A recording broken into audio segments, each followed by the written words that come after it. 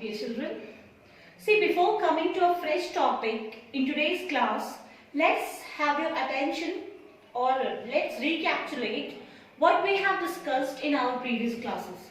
See, we discussed in our previous classes about Greek War of Independence. There we have seen how Greek waged a lot of struggle in order to make itself an independence. We have seen the role of Lord Byron. Now, who was Lord Byron? He was a poet. Through his writing, he made awareness among the heart of the people, and somehow it created cultural movement, and that made Greek to gain independence. See, why I am talking about this in today's class? Just because it is somehow linked. It is being connected with our previous topic. See, when you talk about today's course of discussion, in our today's course of discussion, we have to study about Romanticism.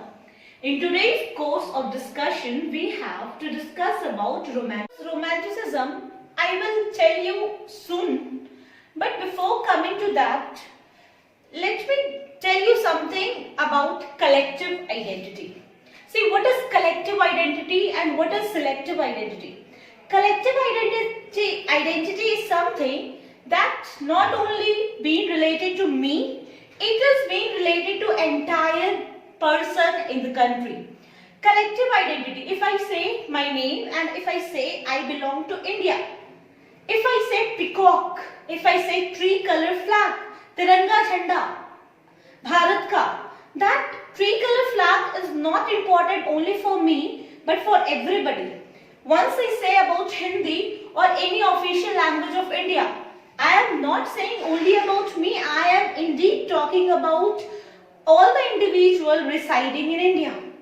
So this is the collective identity. So in Romanticism, when we are going to discuss about, in this we will see somehow when people are trying their best to make their country independent, more than physical forces, cultural forces playing an important role. Students, once again I am telling you, more than physical forces, more than arms, more than weapon, something played an important role, and that is culture.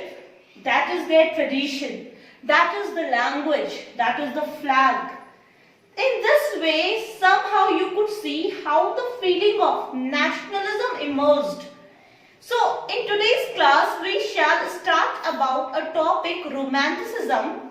What is Romanticism? I will let you know, and how through Romanticism, a feeling of nationalism emerged, and how through Romanticism, a feeling of culture is being evoked in the heart of the people.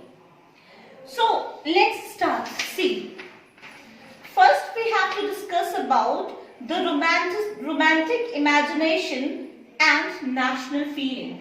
We have to discuss about romantic imagination and national feeling. Before coming to this, let's have a look about what is romantic. See, now we have to discuss about the romantic imagination and the national feeling. We have to discuss about the romantic imagination and the national feeling. See, what is Romanticism?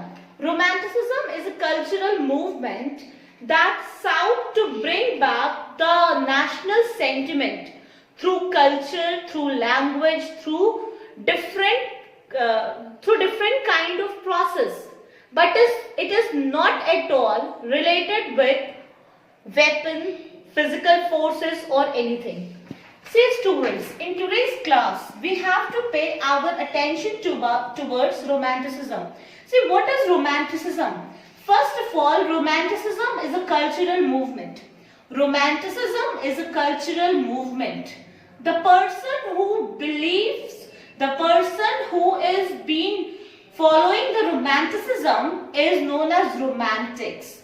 Now, what is Romanticism? It is a process. It is a philosophy. Romanticism is a process, it's a philosophy through which national sentiment is being evoked, but not physically, not using violence, but without using violence, through culture. So Romanticism is a cultural movement through which the feeling of national sentiments are being evoked. Understanding? Now how to evoke the national sentiment? The question here arises is how to evoke the national sentiment? What can be done? What can be used? Because I am telling a national sentiment is being emerged or evoked without using the physical force. How it is possible? It is possible through language, through tradition, through folk song, through folk dance, etc. Throughout of our course of discussion, we will see in this way. Romanticism is a cultural movement that sought to bring back the national sentiment but without using force or physical process. It is only through applying the culture. It is only through language, folk song, folk dance, etc. One example you could see here is about German artist. German artist John Gutterfeld. He is a German artist Johann Gutterfeld. He has given the concept of Volksgeist. Volksgeist stands for nation and Volk das stands for common people. Student, it is very important objective question as well. Who was the German artist who stood for Romanticism? He was Johann Gutterfeld. What he has done throughout of the course of discussion, you could see he represented nation by Volksgeist. He represented nation by Volksgeist and he represented the common people of Germany. He represented the common people of Germany as Das Volk. Now see why I am talking about this, because according to Johann Gutterfeld, he said that a true national sentiment has to be evoked in the heart of German people, and German people means Das Volk, and entire Germany is known as Volksgeist. Similarly, like French Revolution, you could connect with La Patrie. La Patrie means what? Fatherland. France was being considered as fatherland. Similarly, Germany here is being considered as Volksgeist. Now, what he focused upon that one should again and again try to focus on language, tradition, culture in order to make the country independence, in order to gain the independence from the external force, not science, not modernization. Somehow you would see that this romantic artist, all the romantic artists and modernization are apart from each other. They do not celebrate modernization because they believe the more modern the person is, the more they go back from their tradition. And for Romanticism, a feeling of nationalism has to be evoked through national struggle, through the folk song, folk language, dance and music. Understanding? Now see, here you would see one example of Poland. Through how it is being shown that a national sentiment has been evoked in the heart of the people of Poland, not physically but without using physical forces. See, when you study the story of Poland, you could see that Poland was being, for Poland, various countries attacked like Russia, Prussia, Austria. Poland was being attacked by various different countries. And at last you could see that Russia got control over Poland. Russia got control over this Poland, and somehow when Russia came, Russia started implementing its everything in Poland disregarding the wishes and the will of the common people of Poland. Poles, the common people of Poland, that is Poles, they were not awarded, they were not even allowed to speak their national language. They were being punished if they speak Polish. They could not allow gathering in the church in the Polish language. Whatever were the national sentiments of the Poland, everything was being crushed by Russian.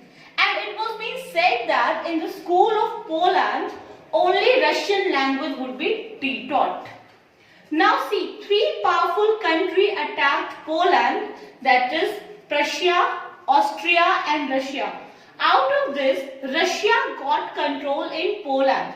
And it was being declared that the Poland will not celebrate their own language and tradition. The language, tradition and custom would be imposed by Russian authorities. Even in the church, bishop, father, they were being scolded when they used Polish language for the gathering.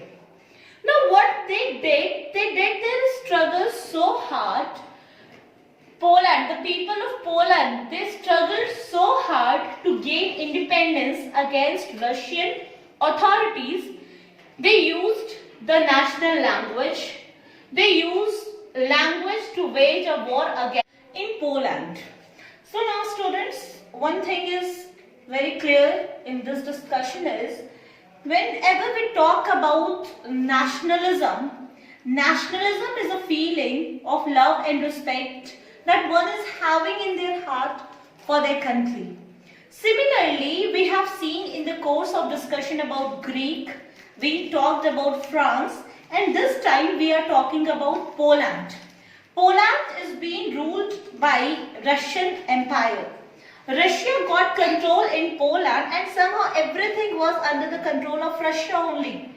But there we see that how in Poland the Poles started using language, tradition, culture and their folk dance and folk song as a weapon against this Poland.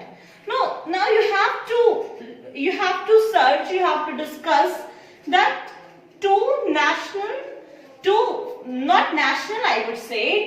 folk dance of Poland that were used as a weapon in order to fight against Russia. Student, you have to discuss, you have to go through, you have to search about two folk dance of Poland that were used in order to fight against Russia. That's all for today. Thank you so much.